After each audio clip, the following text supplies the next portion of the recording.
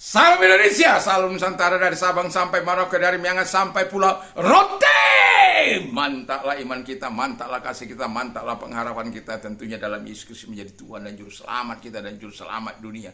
Jangan katakan bahwa Yesus itu bukan Tuhan, jangan katakan pula bahwa Yesus itu bukan Juru Selamat. Walaupun di luar sana ada banyak orang berkata, oh Yesus itu bukan Tuhan, Yesus itu bukan Juru Selamat. Kalau engkau percaya, engkau akan diselamatkan. Kalau engkau tidak percaya, engkau akan dihukum. Yohanes 3:36. Dan juga Yesus berkata, akulah jalan dan kebenaran dan hidup, tiada seorang sampai kepada Allah kalau tidak melalui aku. Di bawah kolong langit ini tidak ada nama lain yang diberikan kepada manusia yang olehnya kita diselamatkan selain dalam nama Yesus sendiri. Karena dia memang datang ke dalam dunia ini untuk menyelamatkan saya dan saudara dan seluruh orang yang percaya kepada dia. Puji nama Tuhan, dan kiranya malam ini Tuhan tetap memberikan kita kekuatan, kesehatan daripada Tuhan, dan doa dan harapan saya kekuatan Tuhan, kekuatan Roh Kudus, kekuatan firman, kekuatan doa menyertai setiap kita. Puji nama Tuhan, dan kita juga akan berdoa. Mari kita berdoa.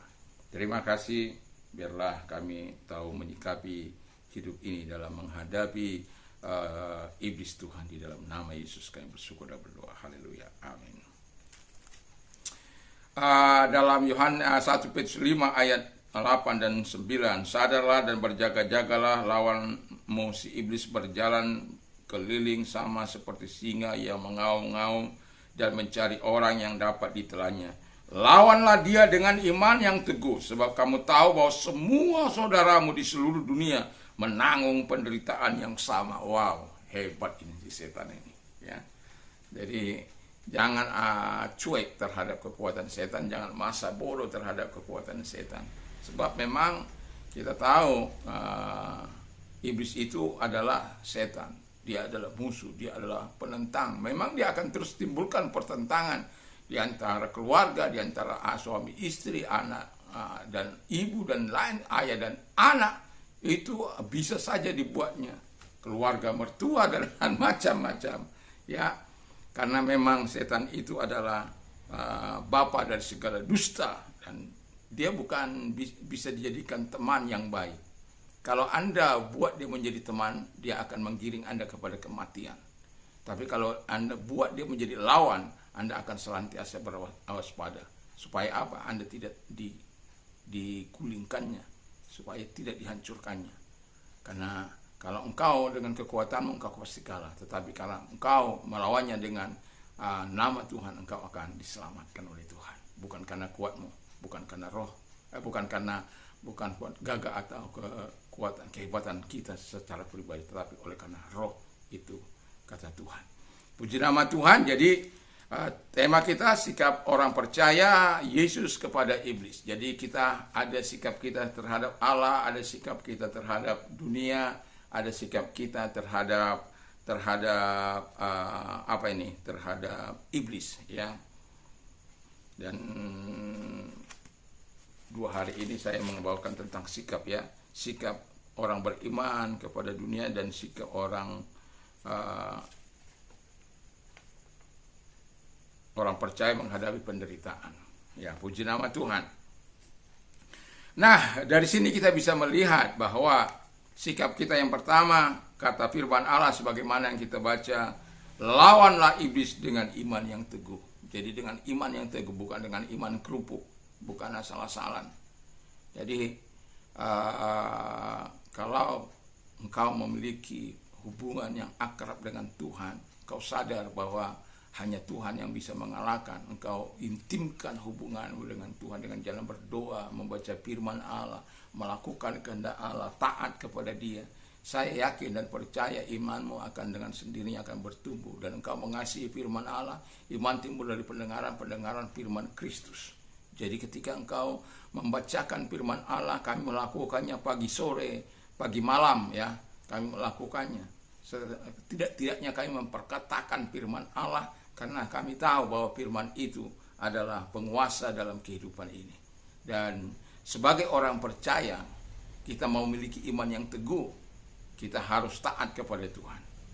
Jadi kalau kita mau melihat bagaimana strategi setan, kita baca dari ayat tadi, kita lihat bahwa ia berjalan berkeliling. Jadi dia berkeliling di Ampenan, berkeliling di Mataram, berkeliling di Cakra, berkeliling di istana,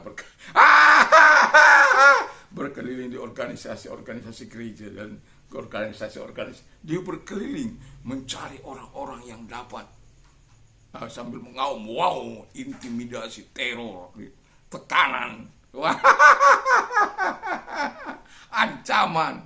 Karena itu sifat-sifat si setan itu, memberi rasa takut dalam hidup manusia. Tetapi tujuannya adalah bagaimana dia dapat menelan atau memangsa orang-orang tersebut. Supaya apa? Apakah dibawa dalam sukacita sebagaimana firman Allah? Enggak. Dia akan membawa kepada satu tujuannya di dalam dunia ini, dalam penderitaan yang sangat luar biasa. Itu sebabnya dia datang kepada orang-orang percaya dan kemudian membawa kesengsaraan bagi orang-orang percaya dengan memberikan tekanan-tekanan melalui masyarakat, melalui orang-orang yang dapat dipakainya. Ya. Tapi firman Allah katakan, lawan dia dengan iman yang teguh. Nah, jadi prinsipnya jelas, kita harus lawan dia dengan iman yang teguh. Lalu kemudian kata firman Allah dalam Matius 10, usir dalam nama Yesus. Jangan kau usir dalam nama Simon.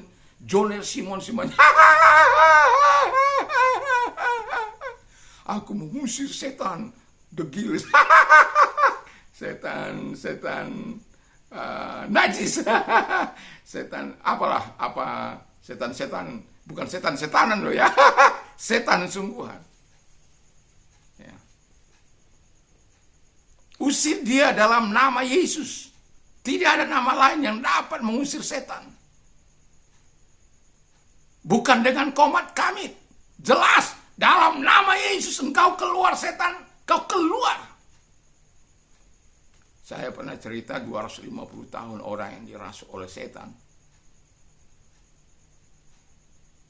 Itu sudah dipanggil orang-orang hebat. Dari luar pulau, dari Bali, dari Bima, dari Lombok Timur, dari Sumbawa. Dan itu tidak akan pernah saya lupakan, karena pemiliknya pemilik anak ini, yang orang tuanya yang bercerita. 250 tahun. Rupanya dia match dengan orang ini, sehingga dia mau tinggal berlama-lama sama dia. Dan para dukun itu tidak sanggup mengusir. Saya katakan tidak ada sebuah kekuatan yang dapat melawan dia selain Yesus Kristus.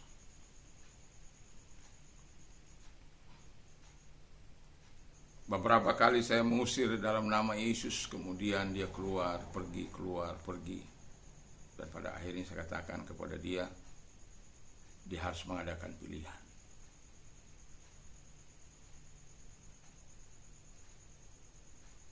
Saya bukan dukun, saya bukan paranormal. Saya hanyalah seorang hamba Tuhan yang Tuhan katakan usir setan-setan dalam namaku, dan itu yang aku lakukan. Dan setan-setan tetap akan bertelut di dalam nama Yesus. Dan pada akhirnya dia tidak mau. Awalnya dia tidak mau, dan kemudian saya pulang. Saya tidak lagi doakan, dan karena tidak ada gunanya. Karena kalau orang tetap kosong, jauh lebih jahat nanti orang setan yang akan datang mendiaminya. 7 kekuatan lain, 8 dengan dia, itu tambah jahat, tambah luar biasa. Apalagi dia 250 tahun. Saya katakan biar kau 250 tahun, 1.000.000 tahun, mau berapa pun. Karena saya punya Yesus. Itu sebabnya saya katakan, lihat mata saya, lihat hati saya. Dengan lirikan yang sangat kalau sudah dia tunduk, dia tahu bahwa siapa yang ada dalam diri kita. Setan itu bukan dia memang tidak maha tahu, tetapi dia tahu siapa yang ada dalam kita. Pada saya berkata, ada seorang yang lagi kerasukan, lalu dia dengan tanda tiba-tiba datang mengusir dalam nama Yesus.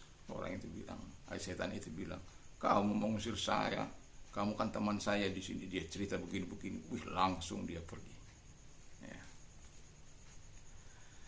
Dan pada akhirnya setelah saya mau pulang, belum sampai ke jalan raya, akhirnya saya dipanggil. Ya sudah. Dan setelah itu saya usir dan saya undang dia untuk menerima Yesus sebagai Tuhan dan Juru Selamat. Dan sejak itu dia tidak pernah lagi kambuh. Dan saya mau katakan kepada kita bahwa Yesus itu penguasa agung dari setiap kehidupan manusia. Jadi kalau kita biarkan dia, yang 2000 setan saja bisa diusirnya, apalagi cuma satu orang. Biarpun usianya sudah berapa, tidak ada yang dapat mengalahkan iblis ini terkecuali Yesus. Dan Anda pun tidak akan bisa mengalahkan kalau Anda dengan kekuatan Anda. Saya pun tidak akan bisa mengalahkan iblis kalau tidak bersama dengan Yesus. Kalau saya tidak percaya kepada Yesus, kalau saya tidak taat kepada Yesus, kalau saya tidak memperkatakan firman Allah, saya tidak percaya terhadap firman Allah, saya tidak akan pernah bisa mengalahkan setan itu. Dan itulah sebabnya usir dia dalam nama Yesus.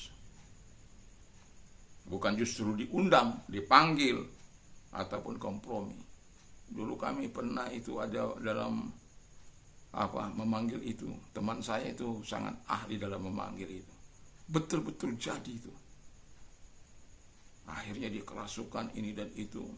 Dan dia sudah kunci bagaimana kalau dia mau stop itu. Aduh. Tapi dulu kita suka-suka aja. Jadi kalau teman saya itu sudah kumpul kita mau adakan begini, apa syaratnya gitu nanti. Karena kalau kita nggak tahu syaratnya bahaya itu. Jadi kalau syaratnya itu diminta itu misalnya darah manusia kan nggak boleh ya. Kalau yang masih ringan-ringan masih lah ya. Jadi tapi setiap kali kita melakukan itu berhasil saja memanggil si setan itu. Tapi itu kita lakukan di masa kebodohan. Di masa kebodohan. Dan itu sebabnya jangan diundang, jangan dipanggil. Dan jangan pernah kompromi dengan dia. Kalau hidupmu tidak mau dihancurkan. Yang terakhir, hidup dalam kuasa doa ya. Jadi kita harus hidup dalam kuasa doa. Ya, dalam Markus 9 ayat 29 itu ada orang yang lagi sakit tuli bisu dan murid-muridnya tidak dapat melakukannya. Dan padahal Yesus sudah memberikan perintah kan supaya mereka mengusir setan-setan dalam nama Dia. Tapi setan bisu tuli itu nggak bisa keluar dari orang tersebut. Lalu mereka bertanya, Tuhan, kenapa kami nggak bisa lakukan? Jadi Yesus berkata ini tidak dapat diusir terkecuali dengan berdoa dan berpuasa. Jadi kadang-kala kita sebagai hamba Tuhan perlu juga berpuasa ya. Untuk kita tidak tahu kapan pertempuran itu, seperti yang mengusir 250 tahun itu ya. Saya bilang udah usir aja dia dalam nama Yesus. Oh saya belum berpuasa, belum apa. Itu sebabnya pentingnya kita setidak-tidaknya kita betul-betul hidup dalam doa kepada Tuhan Yesus Kristus. Dan kalau dalam hidup ini saya kadang bisa berdoa berpuasa itu selama 40 hari ya. Selama itu ya. Dan itu saya pastikan kalau sudah 40 hari itu berdoa dan berpuasa, itu setidak-tidaknya 10-an kilo tubuh saya itu pasti susut. Itu sebabnya saya enak makan, saya juga ya. Tapi saya juga bisa pada saat saya tidak nyaman dengan tubuh yang berat itu. Saya bisa menyeimbangkan kembali karena saya tahu itu adalah kemauan dan disiplin ya.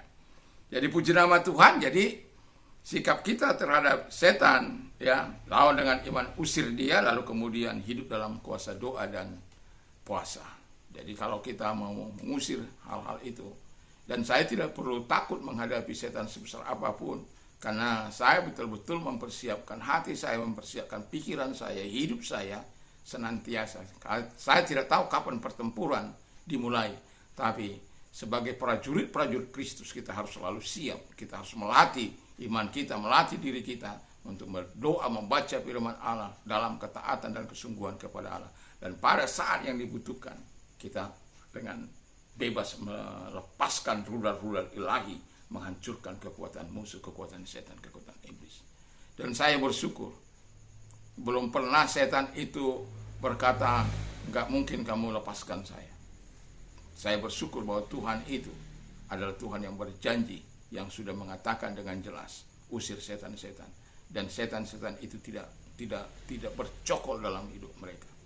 Walaupun pernah saya mengusir setan dari jam 10 pagi Minggu sampai jam 1, ya kira-kira jam 1 besok harinya, hari Senin. Karena orang itu tidak mau menerima Yesus. Tapi setelah saya katakan kepada dia, kalau kau tidak mau, ya sudah terserah kamu. Dan kemudian setelah itu, dia menerima Yesus, kita langsung baptis dia dalam nama Yesus. Supaya apa? Dan sejak itu dia nggak pernah lagi kerasukan. Bayangkan 24 jam lebih kita sampai kita mengantuk-ngantuk, ketika dia berteriak, berkumat, kita harus bangun lagi. Ya. Tetapi saya mau katakan bahwa kita perlu hidup dalam doa. Itu sebabnya saya katakan pagi-pagi sekali kita datang kepada Tuhan, menyembah Tuhan. Apalagi di akhir tahun, saya berkata biarlah karuniamu bukan hanya pada hambamu, bukan juga pada umat, ya semua, ya kalau bisa, sehingga semua umat Tuhan bergairah, hidup dalam ketaatan kepada Tuhan, hidup dalam kekudusan, hidup dalam kebenaran, hidup melakukan kehendak Allah. Wow, ya. Jadi iblis dihancurkan, pekerjaannya yang orang-orang yang ditawan oleh iblis itu, baik melalui pelacuran, perjudian, narkoba, kejahatan, penipuan, dan segala hal yang mereka lakukan di tempat tersembunyi, mereka lepaskan itu. Karena apa? Ada kuasa Yesus yang merasuk hidup mereka. Dan ketika itu ada, orang-orang yang tadinya ke gereja dengan asal-asalan, mereka akan penuh dengan hormat dan penuh dengan kekudusan datang kepada Allah. Karena apa? Allah yang dihampirinya bukan Allah yang najis, tapi Allah yang penuh dengan kekudusan. Sebab itu dia berkata, kuduslah kamu sebab aku kudus. Jadi kalau kita datang di dalam nama Yesus untuk tetap memiliki kuasa daripada Tuhan itu, tetaplah hidup dalam doa. Dan perlu kita juga berdoa dan berpuasa di dalam kehidupan ini. Ambil mungkin 1 tahun itu 40 hari seperti saya, ya itu pasti saya ambil dalam 1 tahun itu ada 40 hari berturut-turut.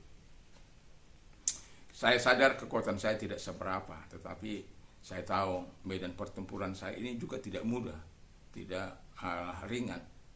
Air mata, tetesan air mata, kesungguhan.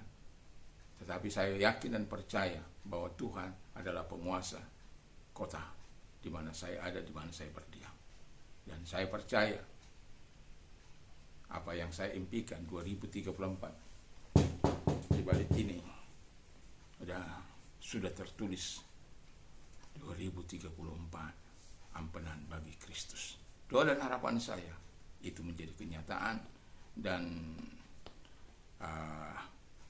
jangan biarkan dirimu dikuasai oleh iblis, tapi biarkan dirimu dikuasai oleh Tuhan. Mari kita tunduk kepada kita berdoa.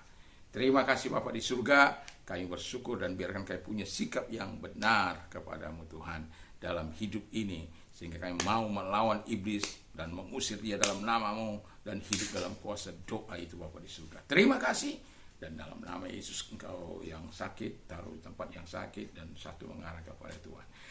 Dalam nama Yesus, segala sakit, penyakit yang mereka derita, aku perintahkan keluar. Dan oleh bilu-bilu daripada Tuhan Yesus, engkau sembuh oleh kuasanya, engkau sembuh oleh mujizat Tuhan, engkau disembuhkan. Sebab dia yang berkata, aku mengampuni dan menyembuhkan segala sakit, penyakit mereka. Terima kasih kamu menyembuhkan mereka Tuhan, di dalam nama Yesus. Dan kami juga berdoa kiranya Tuhan memberkati mereka-mereka yang mengalami pergumulan dan memberi mereka kekuatan iman dalam kehidupan mereka. Ketika mereka berseru kepadamu, jawab mereka. Dan engkau yang mengundang mereka sehingga mereka datang kepadamu. Marilah kepadaku, hai kamu yang letih lesu dan beban berat, aku akan memberikan kelegaan bagi. Legakan hati mereka, legakan jiwa mereka. karena pertolongan yang kau berikan kepada mereka. Di dalam nama Yesus kami bersyukur dan berdoa. Haleluya. Amin. Tuhan Yesus memberkati kita. Selamat malam. Selamat kita beraktivitas di dalam nama Yesus. Mantap, mantap, mantap.